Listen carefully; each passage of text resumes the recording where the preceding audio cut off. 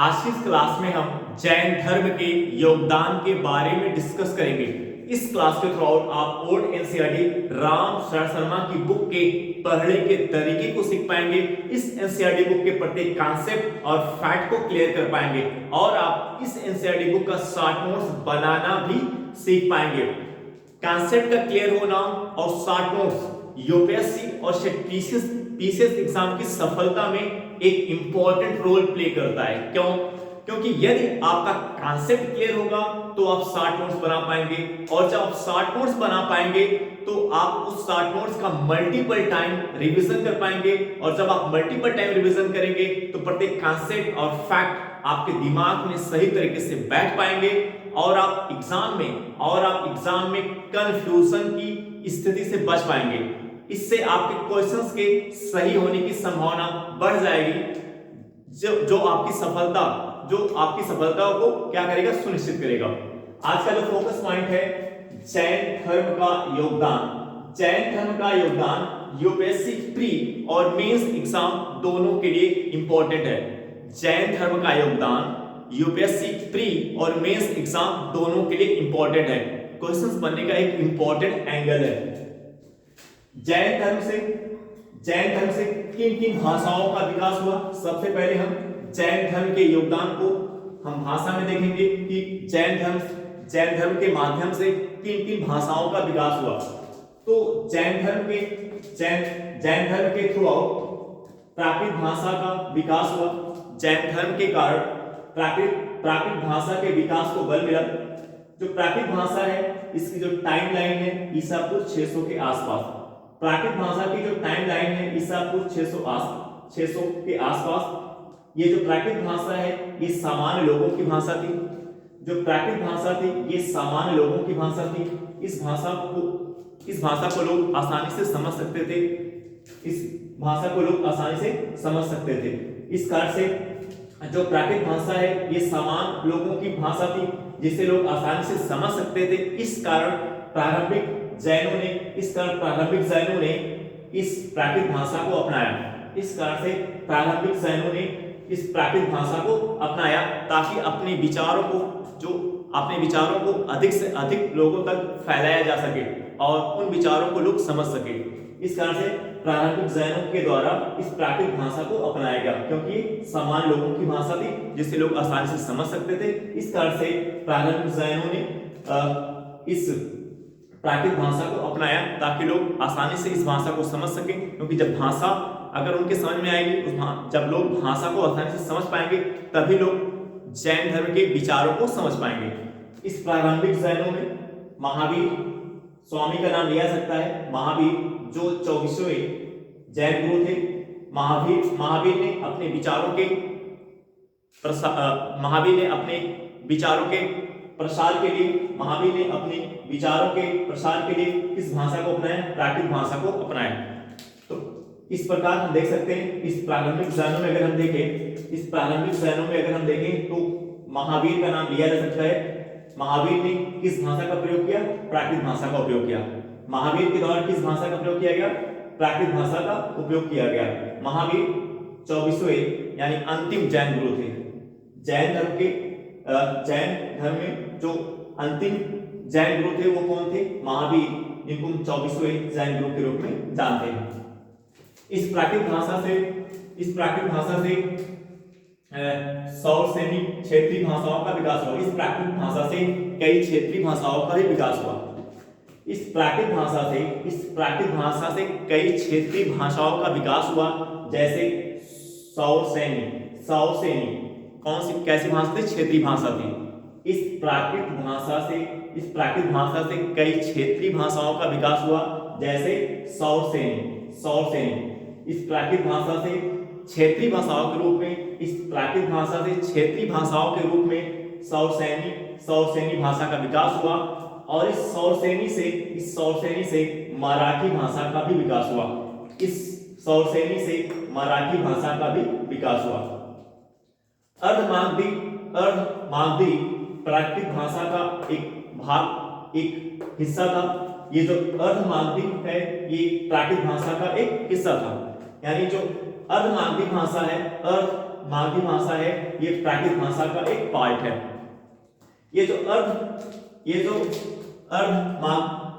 अर्धमागधी भाषा है, ये सौसैनी और मागधी भाषा के मिश्रण से बना है। अभी आप यहाँ पे देखें, ये जो महावीर है, महावीर के द्वारा इस अर्धमागधी भाषा का प्रयोग किया गया था।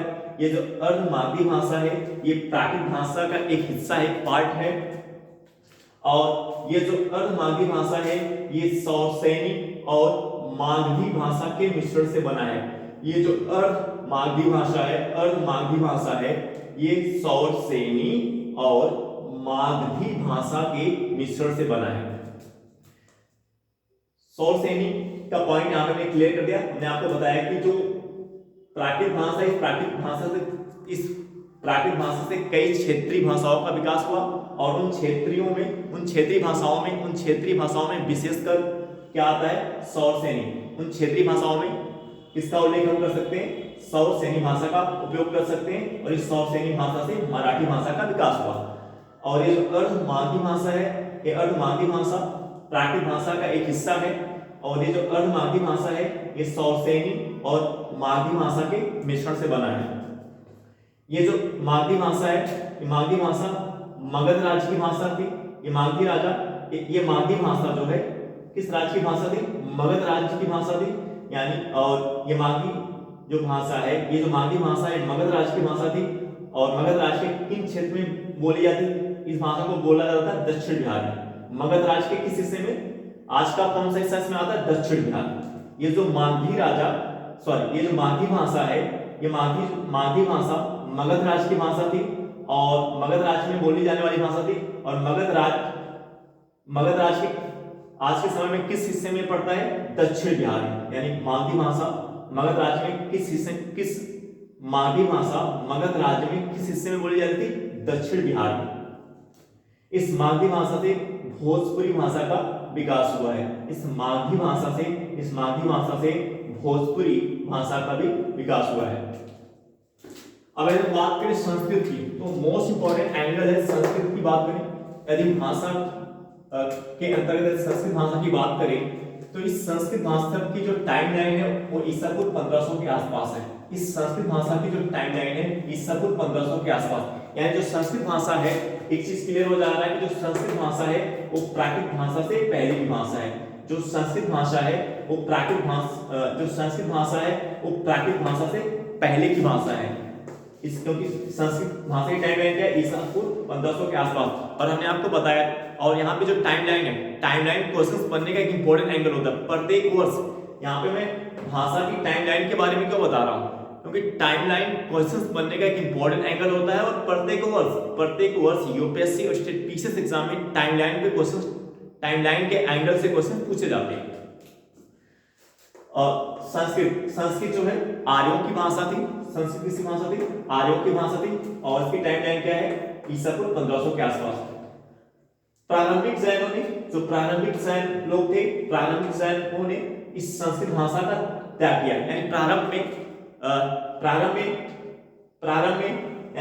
जैनों के द्वारा इस संस्कृत भाषा का त्याग किया गया। यानी जैन धर्म के शुरुआती चरण में, जैन धर्म के प्रारंभ में इस संस्कृत भाषा का त्याग किया गया। यानी प्रारंभिक जैनों के द्वारा इस संस्कृत भाषा का त्याग किया गया। तो संस्कृत भाषा का त्याग क्यों किया गया, क्योंकि जो संस्कृत भाषा थी वो उच्च लोगों की भाषा थी। जो सामान्य लोग थे इस संस्कृत भाषा को समझने में सहज नहीं होते थे। ये सामान्य लोग जो थे, ये संस्कृत भाषा सामान्य लोगों के लिए इस संस्कृत भाषा को समझना काफी कठिन होता था, काफी डिफिकल्ट होता था। क्योंकि ये जो संस्कृत थी ये काफी डिफिकल्ट लैंग्वेज थी। ये उच्च वर्ग के लोगों के द्वारा बोली जाती थी। जो सामान्य लोगों के समझ में इस संस्कृत भाषा को सामान्य लोग ये समझ में उतना नहीं आता था। यह संस्कृत भाषा है, ये सामान्य लोगों के समझ में उतना नहीं आता था जितना इन सामान्य लोगों को कौन सी भाषा समझ आती है, प्राकृत भाषा आती। जैसे इंग्लिश की बात करें, अंग्रेजी की बात करें, तो बहुत से ऐसे लोग हैं जो रूरल बैकग्राउंड के लोग, वो हिंदी समझ पाते हैं, इंग्लिश में नहीं समझ पाते। तो वैसे ये जो प्राकृत भाषा थी आम लोगों की भाषा थी, जिसे लोग आसानी से समझ सकते थे। लेकिन संस्कृत भाषा ये उच्च वर्ग के लोगों की भाषा थी, जिसे सामान्य लोगों के लिए समझना कठिन होता था। तो इस कारण से प्रारंभिक जैन के लोगों ने इस संस्कृत भाषा का त्याग किया, ठीक है, और किस पे फोकस किया? प्राकृत भाषा पे फोकस किया। अब एक एंगल यहाँ पे देखेंगे संस्कृत भाषा को लेकर के कि तो प्रारंभ में अगर जैन लोगों ने संस्कृत भाषा का त्याग किया तो कब जैन लोगों के द्वारा संस्कृत भाषा पे कब फोकस किया गया? एक इंपॉर्टेंट एंगल है। आप देख रहे हैं कि प्रारंभ में जैन लोगों के द्वारा संस्कृत भाषा का त्याग किया जा रहा है, तो जैन लोगों के द्वारा संस्कृत भाषा पे कब फोकस किया गया? यहाँ पे आप देख सकते हैं जैन लोगों के द्वारा संस्कृत भाषा पर प्रारंभिक मध्ययुगीन काल में फोकस किया गया। मोस्ट इंपोर्टेंट कॉन्सेप्ट है, मोस्ट इंपोर्टेंट कॉन्सेप्ट है ये। आप यहाँ पे देख पा रहे होंगे कि जैन लोगों के द्वारा संस्कृत भाषा पर कब फोकस किया गया? जैन लोगों के द्वारा संस्कृत भाषा पर कब फोकस किया गया? प्रारंभिक मध्ययुगीन काल में फोकस किया गया। प्रारंभिक मध्ययुगीन काल की जो टाइम लाइन है वो 650 ईस्वी से 1200 ईस्वी के बीच, यानी जैन लोगों के द्वारा संस्कृत भाषा पे कब फोकस किया गया? जैन लोगों के द्वारा संस्कृत भाषा का पर्याप्त उपयोग कब किया गया? जैन लोगों के द्वारा संस्कृत भाषा का पर्याप्त उपयोग कब किया गया? प्रारंभिक मध्ययुगीन काल में। प्रारंभिक मध्ययुगीन काल की टाइम लाइन क्या है? यानी 650 ईस्वी से 1200 ईस्वी के बीच। तो आप यहाँ पे देख पा रहे हैं कि जैन लोगों के द्वारा संस्कृत भाषा का पर्याप्त उपयोग प्रारंभिक मध्ययुगीन काल में किया गया। जैन लोगों के द्वारा संस्कृत भाषा का पर्याप्त उपयोग प्रारंभिक मध्ययुगीन काल में किया गया। प्रारंभिक मध्ययुगीन काल में जो टाइम लाइन है वो 650 ईस्वी से 1200 ईस्वी के बीच। अब नेक्स्ट लैंग्वेज की बात करें इस भाषा में, तो जैन धर्म के अंतर्गत एक भाषा का अपभ्रंश के विकास को भी बल मिला। जैन धर्म के योगदानों को अगर हम भाषा के एंगल से देखें तो एक आता अपभ्रंश भाषा का विकास। अपभ्रंश भाषा का विकास जैन धर्म के कारण, और एक किस भाषा के विकास को बल मिला? अपभ्रंश। इसकी टाइमलाइन क्या है? 500 ईस्वी के आसपास। इस अपभ्रंश की टाइमलाइन क्या है? 500 ईस्वी के आसपास। और इस अपभ्रंश से हिंदी, बांग्ला, मराठी और गुजराती भाषाओं का विकास हुआ। अपभ्रंश जैन धर्म ने अपभ्रंश भाषा के विकास में जैन धर्म ने अपभ्रंश भाषा के विकास में एक इंपॉर्टेंट रोल प्ले किया। और इस अपभ्रंश भाषा की जो टाइमलाइन है वो 500 ईस्वी के आसपास है। और इस अपभ्रंश से किन भाषाओं का विकास हुआ? इस अपभ्रंश भाषा से किन भाषाओं का विकास हुआ? हिंदी, बांग्ला, मराठी और गुजराती। अब इसी प्रकार एक भाषा कन्नड़। यदि कन्नड़ की बात करें तो कन्नड़ में जैन धर्म का क्या योगदान है? कन्नड़ की भाषा के विकास में जैन धर्म का क्या योगदान है? कन्नड़ की भाषा के विकास में जैन धर्म का योगदान। तो यहाँ पर देखिए कन्नड़ इसकी जो टाइम लाइन है 450 ईस्वी के आसपास है। कन्नड़ भाषा की जो टाइम लाइन है ये 450 ईस्वी के आसपास है। ये भाषा कहाँ पे बोली जाती है? दक्षिण भारत में। और प्रेजेंट टाइम में, वर्तमान समय में ये कर्नाटक राज्य की क्या है? राजभाषा है। कन्नड़ भाषा में जैन धर्म के योगदान को देखें तो जैन लोगों ने कन्नड़ भाषा में खूब लिखा। जैन लोगों ने कन्नड़ भाषा में खूब लिखा। और इस कन्नड़ भाषा की टाइम लाइन 450 ईस्वी के आसपास। ये कन्नड़ जो दक्षिण भारत में बोली जाने वाली भाषा है। और प्रेजेंट टाइम में, वर्तमान समय में ये जो कन्नड़ है ये कर्नाटक राज्य की राजभाषा है। प्रेजेंट टाइम में, वर्तमान समय में जो कन्नड़ है ये कर्नाटक राज्य की क्या है? राजभाषा है। तो आप देख सकते हैं कि जैन धर्म के कारण किन भाषाओं के विकास को बल मिला। एक इंपॉर्टेंट एंगल है क्वेश्चन बनने का। तो जो लैंग्वेज है इस टॉपिक के अंदर आप देख रहे हैं जैन धर्म का योगदान के अंतर्गत आप देख पा रहे होंगे कि जो भाषा है भाषा एक इंपॉर्टेंट एंगल है, क्वेश्चन बनेगा क्योंकि इस ओल्ड एनसीईआरटी रामशरण शर्मा की बुक पे भाषा पे, लैंग्वेज पे काफी फोकस किया गया है। इस पॉइंट से आप देख सकते हैं। अब हम बात करेंगे प्रतिमा यानी मूर्तियों का विकास। जैन धर्म का मूर्तियों के विकास में क्या योगदान है? जैन धर्म का मूर्तियों के विकास में क्या योगदान है? जैन धर्म के घर किस प्रकार से मूर्तियों के विकास को बल मिला? यदि यहाँ पे हम बात करें प्रतिमा मूर्ति, तो ये यूपीएससी और स्टेट पीसीएस एग्जाम में क्वेश्चन बनने का एक इंपॉर्टेंट एंगल है, इंपॉर्टेंट कांसेप्ट है। यूपीएससी एग्जाम के लिए एक इंपॉर्टेंट कांसेप्ट है। यहाँ पे दो एंगल आप देख, यहाँ पे प्रतिमा मूर्ति को लेकर के आपको दो एंगल सीखने को मिलेगा। प्रारंभ में देखें, प्रारंभ में जैन लोग मूर्ति की पूजा नहीं करते थे, इंपॉर्टेंट कांसेप्ट है। प्रारंभ में जैन लोग प्रतिमा यानी मूर्ति की पूजा नहीं करते थे। प्रारंभ में जैन लोग प्रतिमा यानी मूर्ति के पूजक नहीं थे।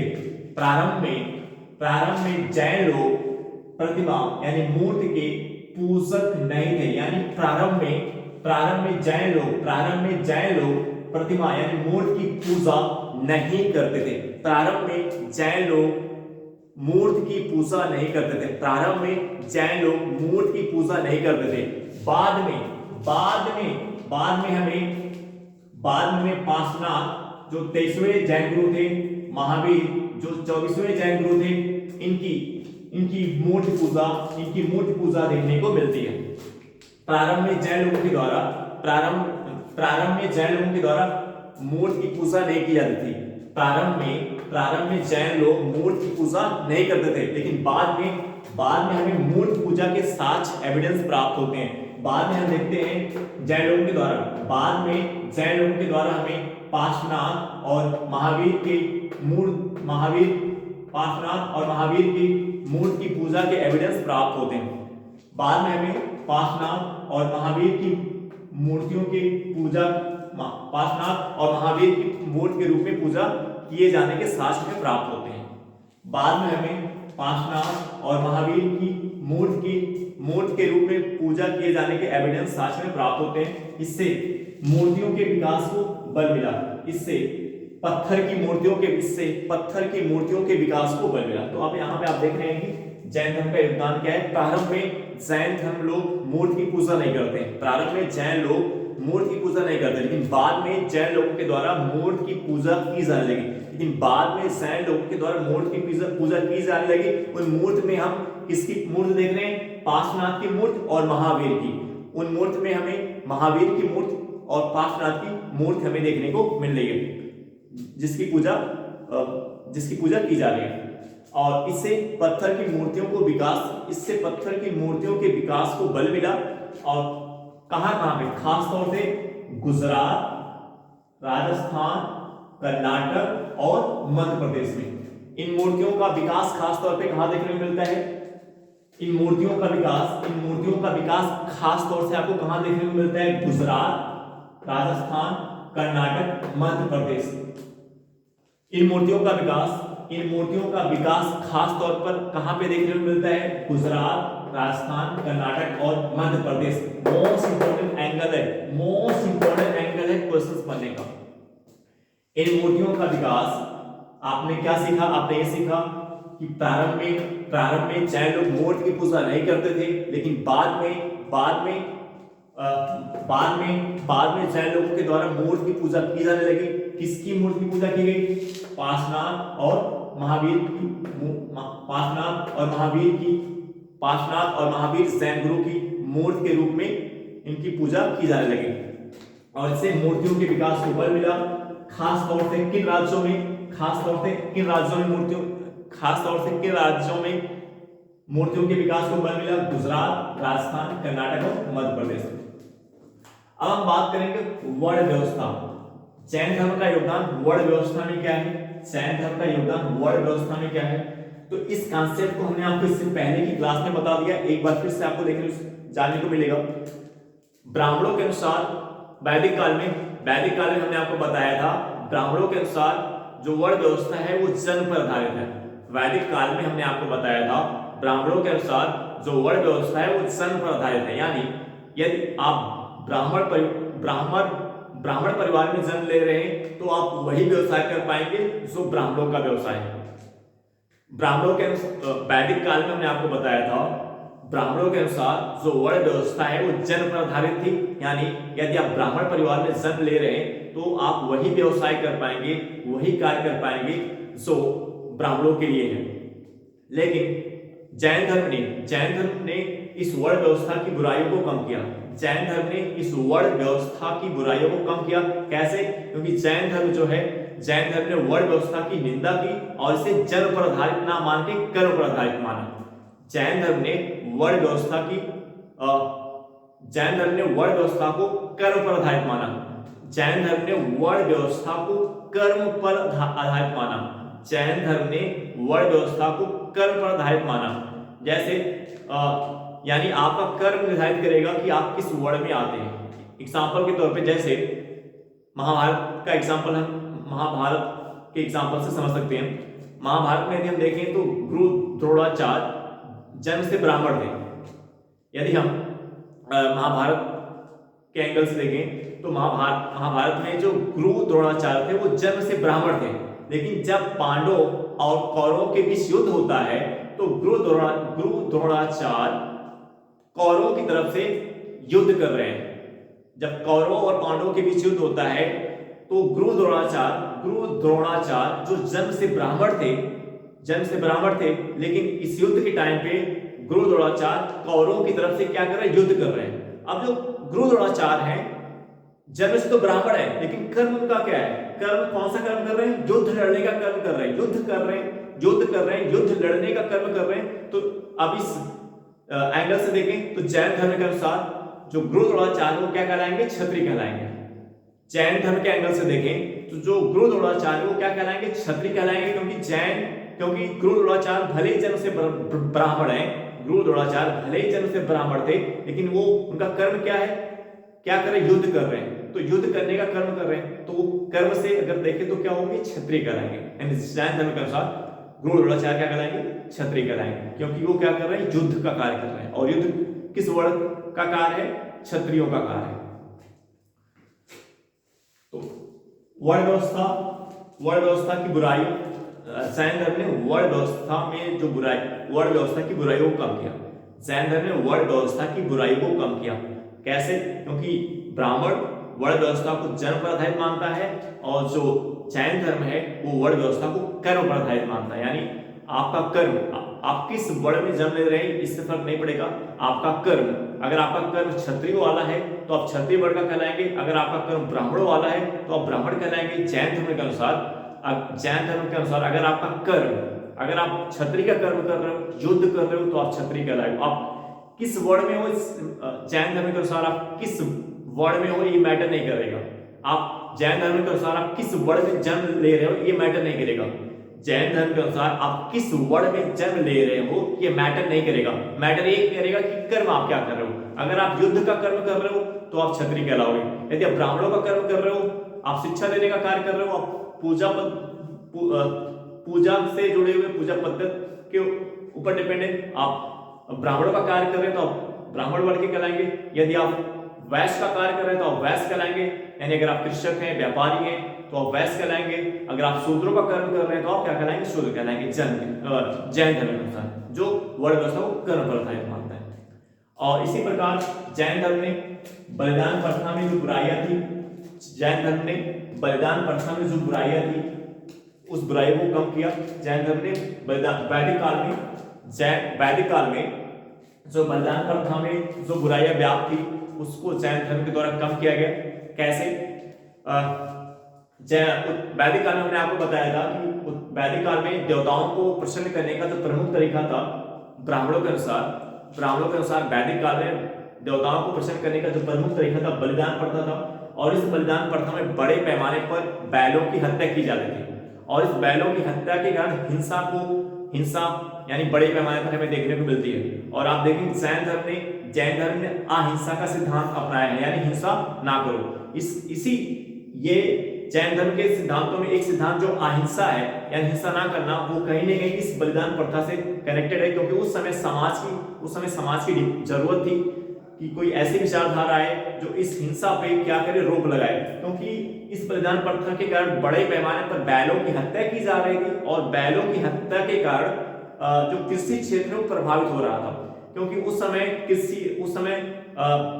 लोहे के उपयोग के कारण कृषि के क्षेत्र का विस्तार हो रहा था और कृषि के क्षेत्र में विस्तार होने के कारण बैलों की बड़े पैमाने पर बैलों की आवश्यकता थी, बैलों की जरूरत थी, लेकिन बलिदान प्रथा के कारण बैलों की संख्या में कमी आ रही थी, बलिदान प्रथा के कारण बैलों की संख्या में कमी आ रही थी। इसलिए उस कृषि क्षेत्र की जुताई के लिए बैलों की संख्या में कमी हो गई थी। तो इस कारण से उस समाज की जब कृषि क्षेत्र की जुताई के लिए बैलों की संख्या में कमी हो गई तो इससे कृषि क्षेत्र प्रभावित हुआ, कृषि क्षेत्र पर इसका नकारात्मक प्रभाव पड़ा। तो उस समय का जो समाज है उस समय की जो सोसाइटी समाज, उसकी क्या जरूरत थी, एक ऐसा धर्म आए, एक ऐसे धर्म की तलाश थी जो हिंसा पे क्या करे, रोक लगाए। तो इस कारण से जैन धर्म के विचारों में, सिद्धांतों में आप एक सिद्धांत क्या देखते हैं, अहिंसा का सिद्धांत, यानी हिंसा ना करना। तो इस प्रकार जैन धर्म ने अपने अहिंसा के सिद्धांत के माध्यम से, जैन धर्म ने अपने अहिंसा यानी हिंसा ना करना के सिद्धांत के माध्यम से इस बलिदान प्रथा में जो बुराइयां थी उस बुराइयों को कम करने का प्रयास किया, उन बुराइयों को दूर करने के लिए उन बुराइयों में बलिदान प्रथा में जो एक बड़ी बुराई हिंसा की थी उसे कम करने का प्रयास किया।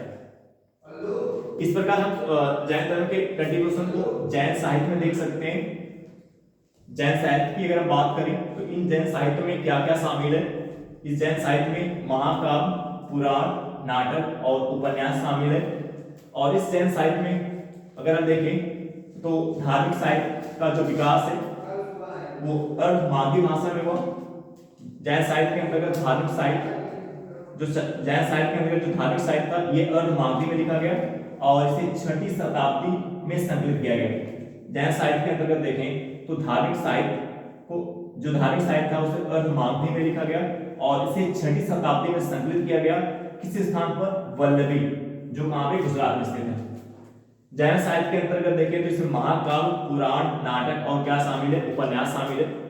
और इस जैन साहित्य में धार्मिक साहित्य था वो किस भाषा में लिखा गया था, अर्धमागधी में। और इस धार्मिक साहित्य को कब संकलित किया गया, 6वीं शताब्दी में। कहां पे, वल्लभी, गुजरात में।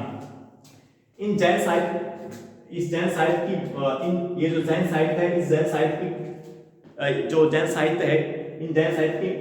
कौन सी भाषा शामिल है, प्राकृत, सौरसेनी, संस्कृत, अपभ्रंश, कन्नड़। यानी जो जैन साहित्य का विकास हुआ वो किन भाषाओं में, प्राकृत, सौरसेनी, संस्कृत, अपभ्रंश और कन्नड़। तो अर्धमागधी इन भाषाओं में जैन साहित्य की भाषा की बात करें तो लैंग्वेज यहाँ पे हमने आपको बता दिया। अब जैन साहित्य की भाषा की बात करेंगे, जैन साहित्य का जो विकास हो किन भाषाओं में, तो यहाँ पे भाषाओं के बारे में आपको बता दिया। जैन के लेखन का एक बड़ा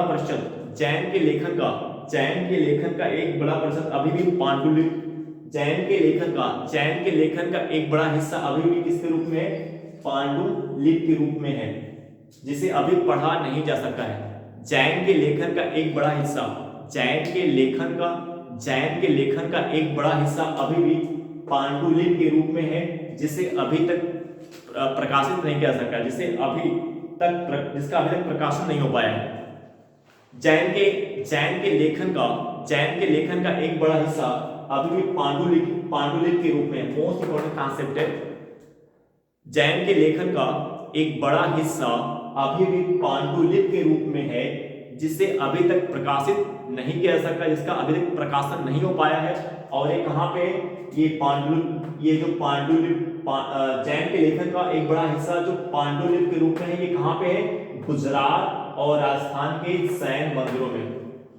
जैन के लेखन का एक बड़ा हिस्सा जो पांडुलिपि के रूप में है, ये कहाँ पे है, गुजरात और राजस्थान के जैन मंदिरों में है, जिसका प्रकाशन अभी तक नहीं हो पाया। तो मोस्ट इंपोर्टेंट कॉन्सेप्ट है।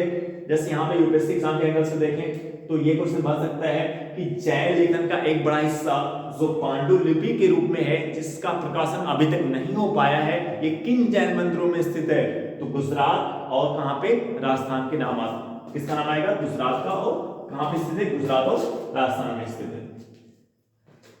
तो जो पॉइंट्स यहाँ पे थे जैन धर्म का योगदान, तो जैन धर्म का योगदान आपने कहां पे देखा, भाषा प्रतिमा में और वर्ण व्यवस्था के अंतर्गत बलिदान प्रथा और जैन साहित्य।